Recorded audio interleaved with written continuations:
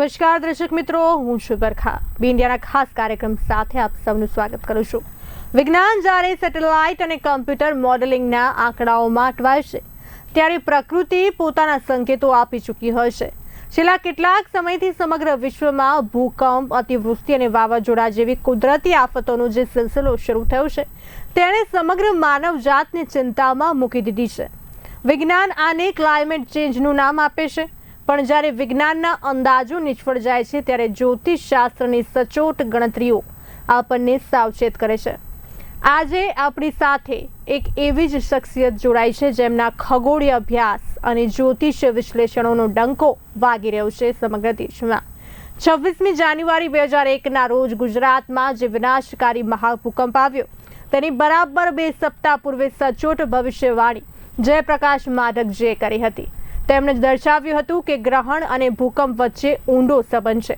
11 August 1999ના રોજ જે ખગ્રાસ સૂર્યગ્રહણ જે પથ પર થયેલું અને જ્યાં દેખાયેલું એટલે કે ભુજ, અંજાર, ભચાઉ, માળિયા, મોરબી, સુરેન્દ્રનગર અને અમદાવાદ બરાબર એ જ વિસ્તારમાં 2001ના મહાભૂકંપનો વિનાશ જે છે જોવા મળ્યો હતો.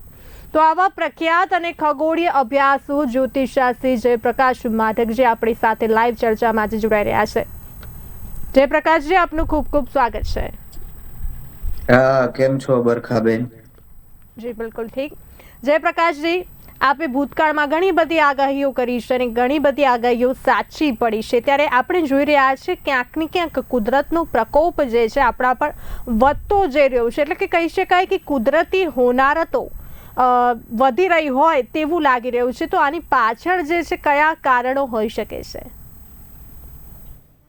જી 2026માં બેન ઘણા બધા ભૂકંપો આવ્યા. એમાં માર્ચ 24 તો કિંગડમ ઓફ ટોંગામાં ભૂકંપ આવ્યો. એની તીવ્રતા 7.5ની હતી. પછી એપ્રિલની 3જી તારીખે અફઘાનિસ્તાનમાં 5.8 મેગ્નિટ્યુડ તીવ્રતાનો ભૂકંપ આવ્યો. એપ્રિલની 20 તારીખે જાપાનમાં 7.4નો ભૂકંપ આવ્યો. જૂનની 8 તારીખે ફિલિપિન્સમાં 7.8 તીવ્રતાનો ભૂકંપ આવ્યો અને જાન્યુઆરીની 24 તારીખે વેનેઝુએલામાં 7.2 તીવ્રતાનો અને ઓગસ્ટની 10મી તારીખે વેસ્ટર્ન કોલંબિયામાં અમેરિકામાં ભૂકંપ આવ્યો. તો ભૂકંપોની સંખ્યા વધી છે એવું હમણાં સોશિયલ મીડિયામાં જોવા મળે છે. આપે પણ કહ્યું કે જ્વાળામુખીઓ ફાટે છે, પૂર પ્રકોપો આવે છે. તો એનું કારણ શું હોઈ શકે? અને આપે યાદ કર્યું કે મેં 26મી જાન્યુઆરી 2001ના ગુજરાત ભૂકંપની આગોતરી આગાહી કરેલી. તો એના વિશે હું થોડી કહીશ કે ક્યારેક ગ્રહોની દ્રષ્ટિએ ભૂકંપો આવે છે. તો એમાં એવું હોય છે બેન કે રાહુ મંગળ ભેગા થાય અને અંગારક યોગ કહેવાય. શનિ મંગળ ભેગા થાય તો પણ અંગારક યોગ કહેવાય. શનિની મંગળ ઉપર દ્રષ્ટિ પડે અથવા શનિ મંગળનો કેન્દ્ર યોગ થાય, એકબીજાથી 4થે 7મે કે આવે કે 10મે, તો એને કેન્દ્ર યોગ કહેવાય. તો આવા સંજોગોમાં ભૂકંપો થતા હોય છે. અને આપણે જેમ યાદ કર્યું એમ ગ્રહણ ને અને ભૂકંપને પણ બેન સંબંધ રહેલો છે. કારણ કે ગ્રહણ છે એ અમાસ અને પૂનમે થતા હોય છે. અને આપણે જાણીએ છીએ કે પૂનમે સાગરમાં ભરતી આવે છે, અમાસને દિવસે દરિયામાં ઓટ આવે છે. એટલે પ્રવાહી ઉપર આ ચંદ્ર સૂર્યની અસર હોય છે. અને જે પૃથ્વીની અંદર જે પ્લેટો છે એની નીચે જે લાવારસ છે એ પણ પ્રવાહી છે. એટલે ગ્રહણ ઉપર એ લાવારસમાં ભરતી અને ઓટ આવી શકે છે. પૂનમને દિવસે ભરતી આવે અને અમાસનું સૂર્યગ્રહણ હોય ત્યારે એમાં ઓટ આવે. તો એ લાવારસમાં ભરતી અને ઓટ આવવાને કારણે પ્લેટોમાં હલચલ થાય છે. પ્લેટો વચ્ચે ઘર્ષણ વધી જાય છે, પ્લેટો સક્રિય થાય છે, ગતિમાં આવે છે. તો એને કારણે ભૂકંપ આવે છે. આ જે કોલંબિયામાં ભૂકંપ આવ્યો તાજેતરમાં, એ ભૂકંપ આવ્યો એનું કારણ કે 12 તારીખે જે ખગ્રાસ સૂર્યગ્રહણ થવાનું હતું એ અમેરિકામાં થવાનું હતું. અને બીજા પણ કેટલાક દેશોમાં થવાનું હતું, પણ અમેરિકામાં એ ખગ્રાસ સૂર્યગ્રહણ થવાનું હતું અને એ પછીનું જે ગ્રહણ છે 28 ઓગસ્ટ એ પણ અમેરિકામાં દેખાવાનું છે. તો આમ બબ્બે ગ્રહણો એને કારણે પેલા 12 તારીખના ભૂકંપના અગાઉના દિવસોમાં થોડા દિવસ અગાઉ જ વેસ્ટર્ન કોલંબિયામાં 7.4 તીવ્રતાનો ભયાનક અને વિનાશક ભૂકંપ આવી ગયો. મેં એક વખત ટાઈમ્સ ઓફ ઇન્ડિયામાં પણ લખી મોકલેલું કે ભાઈ આ 11 ઓગસ્ટ 1999માં જે સૂર્યગ્રહણ ખગ્રાસ થયું એનો જે પથ હતો એ જ પથ ઉપર શરૂઆતમાં જે તમે યાદ કર્યું, તો એ જ પથ ઉપર આ 2001 26 જાન્યુઆરીનો ગુજરાતનો ભૂકંપ આવ્યો છે. આમ જ્યોતિષશાસ્ત્ર એવું માને છે કે ગ્રહણને અને ભૂકંપને પણ સંબંધ છે. બીજું કે શનિ, મંગળ, રાહુ જેવા ગ્રહોની અને અંગારક યોગોની પણ અસર આ પૃથ્વીની પ્લેટો ઉપર થતી હોય છે ને એને કારણે બેન ભૂકંપો આવતા હોય છે. તો આવા કારણોસર 26 તારીખ આપણે 2026ના ભૂકંપોની વાત કરીએ તો પહેલો જે ભૂકંપ માર્ચ 24માં 7.5નો ટોંગામાં આવ્યો. ત્યાં તે દિવસે શું હતું એના ગ્રહોની વાત કરું તો રાહુ અને મંગળ કુંભ રાશિમાં ભેગા હતા, એટલે અંગારક યોગ હતો. પછી એપ્રિલની 3 તારીખે અફઘાનિસ્તાનમાં ભૂકંપ આવ્યો 5.8 મેગ્નિટ્યુડનો. ત્યારે એ મીન રાશિમાં મંગળ આવતા જ તે જ દિવસે મંગળ આવ્યો 3 એપ્રિલે અને શનિની સાથે મીન રાશિમાં ભેગો થયો, બેનો અંગારક યોગ થયો. એટલે 3જી તારીખે જ મંગળ શનિની સાથે આવતા જ આ ભૂકંપ થયો. એપ્રિલની 20 તારીખે જે જાપાનમાં બેન ભૂકંપ આવ્યો 7.4નો, એ પણ આ મીન રાશિમાં શનિ મંગળ સાથે હતા ત્યારે એવું. અને જૂનની 8 તારીખે ફિલિપાઈન્સમાં જે ભૂકંપ આવ્યો કાલાષ્ટમીના દિવસે આવ્યો 7.8 તીવ્રતાનો, તો એ મંગળ વૃષભ રાશિમાં પ્રવેશ કરે અને શનિની દ્રષ્ટિમાં આવે એ પહેલા 13 દિવસ અગાઉ આવ્યો. મેં જે 26મી જાન્યુઆરી 2001ના ભૂકંપની આગાહી કરેલી એમાં પણ એ જ ગણિત હતું કે 3 ફેબ્રુઆરીએ મંગળ શનિની દ્રષ્ટિમાં આવે એ પહેલા 8 દિવસ અગાઉ ભૂકંપ આવવાની શક્યતા મેં જોઈ હતી. કારણ કે 8, 10 કે 13 દિવસે આ ભૂકંપ આવતો હોય છે. તો આ વખતે પણ એવું જ બન્યું કે જૂનની 8 તારીખે ફિલિપાઈન્સમાં 7.8 તીવ્રતાનો ભૂકંપ આવ્યો. એ કેમ આવ્યો તો કે મંગળ છે શનિની દ્રષ્ટિમાં આવવાનો હતો, વૃષભ રાશિમાં આવે એટલે શનિની 10મી દ્રષ્ટિમાં આવે એ પહેલા 13 દિવસ અગાઉ આ ભૂકંપ ત્રાટક્યો. પછી જૂનની 24 તારીખે વેનેઝુએલામાં ભૂકંપ આવ્યો, તો એ મંગળ વૃષભમાં આવી ગયો શનિની દ્રષ્ટિમાં, એટલે પછી 3જા દિવસે ભૂકંપ આવ્યો. અને વેસ્ટર્ન કોલંબિયામાં જે ભૂકંપ આવ્યો ત્યારે શનિ મંગળનો કેન્દ્ર યોગ ચાલતો હતો અને મેં કહ્યું 12 તારીખે ખગ્રાસ સૂર્યગ્રહણ દેખાવાનું હતું, જે ઉત્તર અમેરિકામાં દેખાવાનું હતું, સ્પેનમાં દેખાવાનું હતું, ગ્રીનલેન્ડ, આઇલેન્ડ, યુરોપ, પશ્ચિમ આફ્રિકામાં દેખાવાનું હતું. હજુ પણ બેન સ્પેનમાં કંઈક ગડબડ થશે એ તમે જોજો, કારણ કે હજુ 28 ઓગસ્ટે જે ખંડગ્રાસ ચંદ્રગ્રહણ થવાનું છે એ પણ સ્પેનમાં થવાનું છે. તો 28 ઓગસ્ટે જે ખંડગ્રાસ ચંદ્રગ્રહણ થવાનું છે એ પણ America, Africa, Spain, Mexico, Belgium, Italy, France, Brazil, Nigeria, Africa અને યુરોપમાં દેખાવાનું છે. હું એમ માનું છું કે મેક્સિકોમાં અને સ્પેનમાં હજી ભૂકંપ આવી શકે છે અને આફ્રિકાના કોઈ દેશમાં કે યુરોપના દેશમાં હજુ પણ ભૂકંપ આવવાની શક્યતા બેન રહેલી છે. કારણ કે આ બંને જે ગ્રહણો છે એ બંને ગ્રહણો અમેરિકામાં દેખાવાના છે, ઉપરાંત ગ્રીનલેન્ડ, આઇલેન્ડ, યુરોપ, પશ્ચિમ આફ્રિકામાં દેખાવાના છે. તો આવા કારણસર હજુ વધારે કેટલાક ભૂકંપો 2026માં અને આવી શકે છે બેન. તો આ મેં ગ્રહણનું જે જ્યોતિષશાસ્ત્રીય લોજિક છે એ સમજાયું. વૈજ્ઞાનિકો પણ કેટલાક પ્રયાસો કરે છે અને ગ્રહો લાઈનમાં આવી જાય તો એમ કે ભૂકંપ આવી શકે છે એવું એકાદ વખત સફળ થયું છે. ગ્રહોની એકબીજા ઉપર અસર થતી હોય છે, એના ગુરુત્વાકર્ષણની અસર થતી હોય છે, તો એને કારણે આવી રીતે બેન ભૂકંપો આવતા હોય છે. વાત રહી જ્વાળામુખી ફાટવાની, તો બેન જ્વાળામુખીઓ પણ બહુ ફાટ્યા છે. શાસ્ત્ર પ્રમાણે જોઈએ તો રુદ્રની પાંચે મૂર્તિઓ ક્રોધિત થઈ ગઈ એવું જણાય છે. જોકે વિજ્ઞાન શાસ્ત્રમાં માનતું નથી એ કહી દઉં, પણ રુદ્રની પાંચે મૂર્તિઓ પૃથ્વી, જળ, વાયુ, આકાશ અને અગ્નિ એ ક્રોધિત હોય, પોતાના ઉગ્ર સ્વભાવમાં આવી ગઈ હોય એવું જણાય છે. એટલે ભૂકંપો આવે છે, જ્વાળામુખીઓ બહુ ફાટે છે. હમણાં ને હમણાં 6 જ્વાળામુખીઓ ફાટ્યા છે. તો એ પણ તમે ગૂગલમાં સર્ચ કરી શકો કે 26માં જ્વાળામુખી કેટલા ફાટ્યા.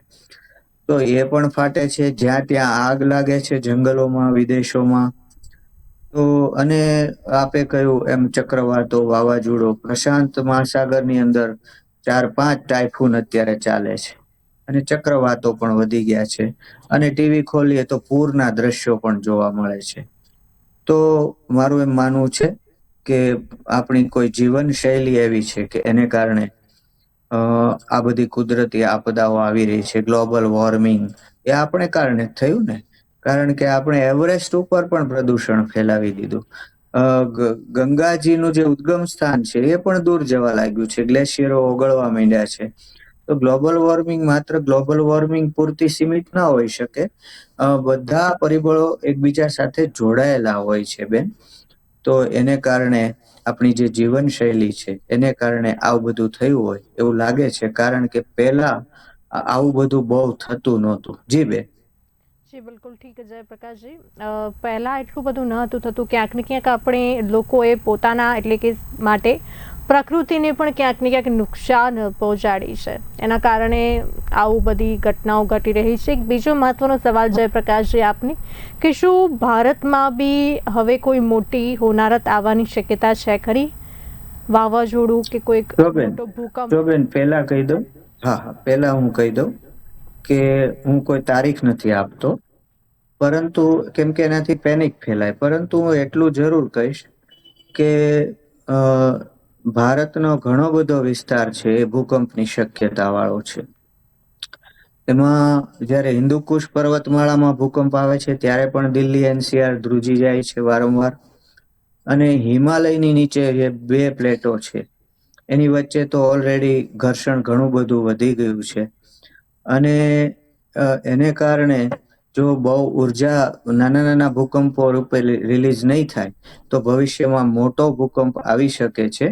અને એ વિનાશક પણ હોઈ શકે છે.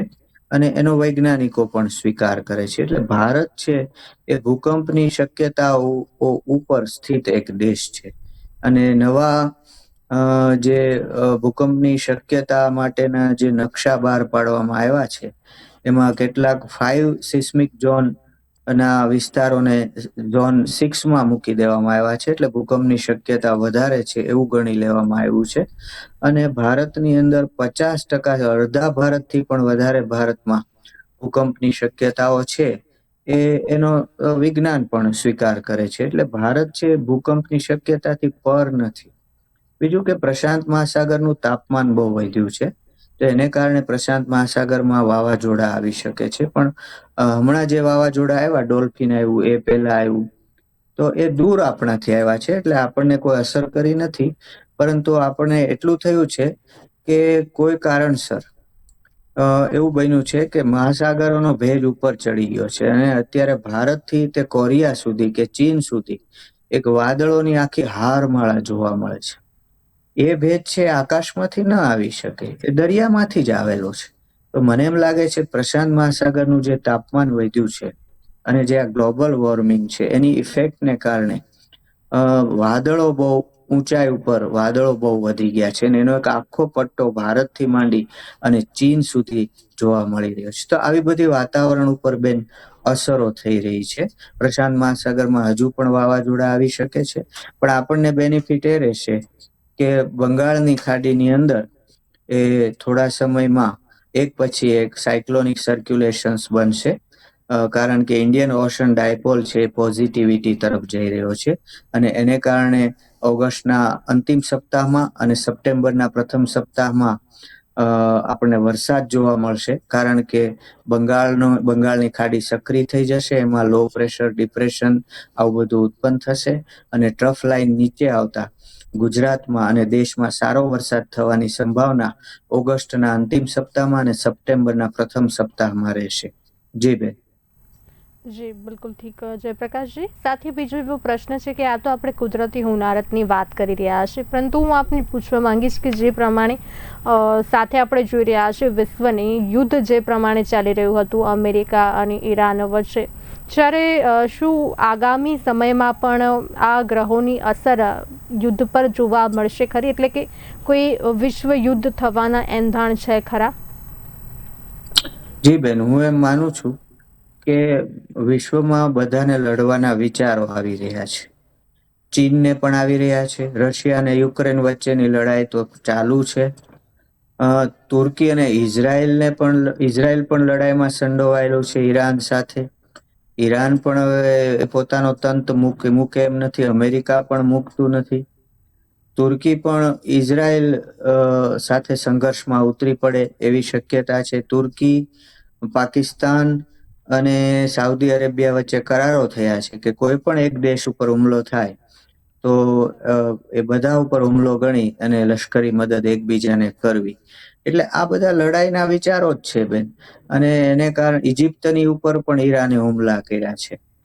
તો બેન, મને એમ લાગે છે કે જેમ વિશ્વમાં મંદી આવે ત્યારે જેમ આખા વિશ્વમાં આવતી હોય છે અને તેજી આવે ત્યારે આખા વિશ્વમાં તેજીનું વાતાવરણ આવતું હોય છે, શેર બજાર હોય કે જમીન હોય, તો સૌના મનમાં એક જ પ્રકારનો વિચાર આવતો હોય છે. એમ હું માનું છું કે અત્યારે બધાના મનમાં લડવાના વિચાર આવી રહ્યા છે, ને જેના મનમાં નથી આવી રહ્યા એના મનમાં પણ આવશે.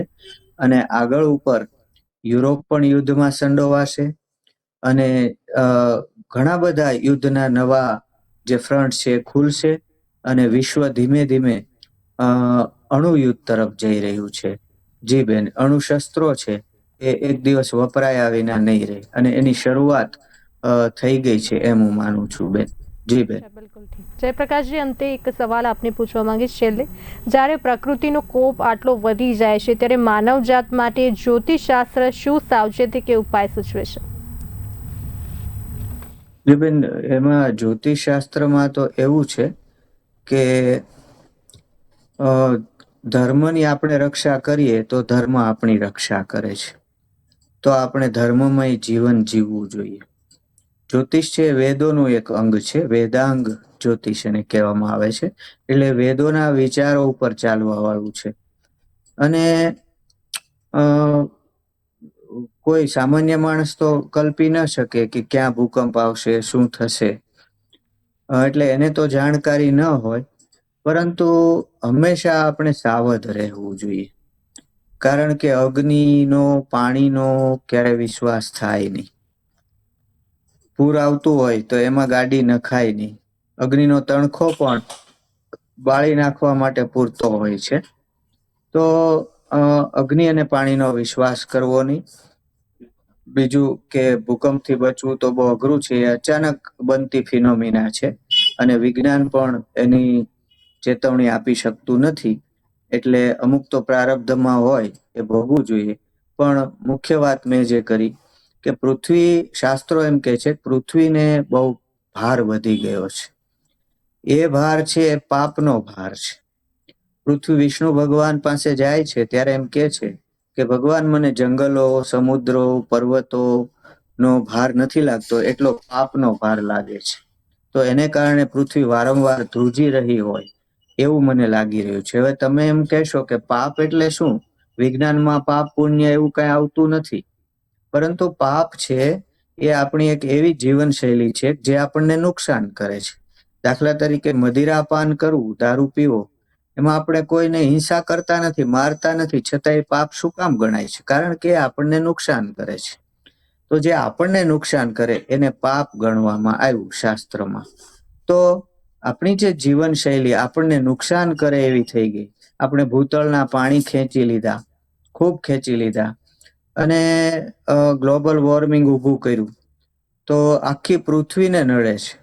અને ઉદ્યોગોનો અતિરેક કર્યો તો એને કારણે ઓક્સિજન પણ મળતો નથી. અમુક શહેરોમાં આપણે ખરીદવો પડે છે. તો આવી જે આપણી જીવનશૈલી છે એ જ પાપમય છે, અને એને કારણે આ બધા કુદરતના પાંચે તત્વો છે એ ક્રોધમાં આવ્યા હોય એવું આપણે બેન કહી શકીએ છીએ. તો આપણે પ્રાકૃતિક જે સાયકલ જળવાઈ રહે એવું કરવું જોઈએ, અને આપણી જીવનશૈલી કુદરતની ઉપર આધારિત હોય એવી રાખવી જોઈએ, અને કોઈ પણ સુખ સગવડો અને ભૌતિક સાધનોનો ઉપયોગ એવી રીતે કરવો જોઈએ જેથી કુદરતને નુકસાન ન થાય. અત્યારે પહાડોમાં પણ બહુ ભૂસ્ખલન વધી ગયા છે બેન, પહાડો ફસકી પડે છે. તો નિશ્ચિતપણે માનું છું કે કોઈ ને કોઈ રીતે આપણી જીવનશૈલી એ માટે જવાબદાર છે. જી બેન. જી જયપ્રકાશજી, આજે ખાસ અને વિશિષ્ટ અને આંખ ઉગાડનારા વિશ્લેષણ માટે આપનો ખૂબ ખૂબ આભાર. આજે ચર્ચામાં આપ જોડાયા અમારી સાથે. જી બેન. તો દર્શક મિત્રો, જયપ્રકાશ માઢકજી સાથેની આ ચર્ચા એક વાત તો સ્પષ્ટ કરી દીધી છે કે પ્રકૃતિ અને ગ્રહ નક્ષત્રો વચ્ચેનો સંબંધ માત્ર કાલ્પનિક નથી પણ ઊંડા વિજ્ઞાન પર આધારિત છે. તેમને દર્શાવેલા બ્રહ્માંડીય સંકેતો આપણને ભવિષ્યના ખતરાઓ સામે સાવધ કરે છે. વિજ્ઞાન આપણને ટેકનોલોજી આપે છે, પણ જ્યોતિષ આપણને પ્રકૃતિના અસંતુલનનો અરીસો બતાવે છે. પ્રકૃતિના કોપથી બચવા માટે ગ્રહોના સંકેતો સમજીને પૃથ્વી અને પર્યાવરણનું જતન કરવું એ જ આપણા હાથમાં છે. તો દર્શક મિત્રો, આ હતી આજની ચર્ચા. ફરી મળીશું અન્ય ટોપિક સાથે. ત્યાં સુધી જોતા રહો બે ઇન્ડિયા, ભરોસો ગુજરાતનો.